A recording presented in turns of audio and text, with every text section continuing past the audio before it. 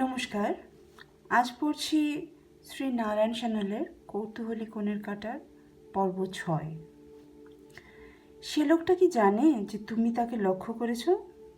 জানি না, কিন্তু এটুকু তার বিশ্বাস আছে যে ভবিষ্যতে তাকে আমি শনাক্ত করতে পারবো না, কারণ ওর ফ্রেঞ্চ কাট দাড়ি, গোঁফ, টুপি, গগলস সব কিছুই টিপিক্যাল অ্যামেচরিশ গোয়েন্দার ছদ্মবেশ।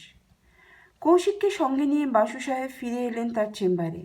নজরে পড়ে রানী তার চাকা দেওয়া চেয়ারে বসেই মেঝে থেকে কি একটা জিনিস তুলবার চেষ্টা করছেন, পারছেন না। কি করছো তুমি? রানী সোজা হয়ে বসলেন, বললেন, তোমার ক্লায়েন্ট একটা ব্যাগ ভুলে ফেলে গেছে। এতক্ষণে নজরে পড়ে যে ভিজিটার্স সোফায় মেয়েটি বসেছিল তার পাশে পড়ে আছে একটা লেডিস ব্যাগ।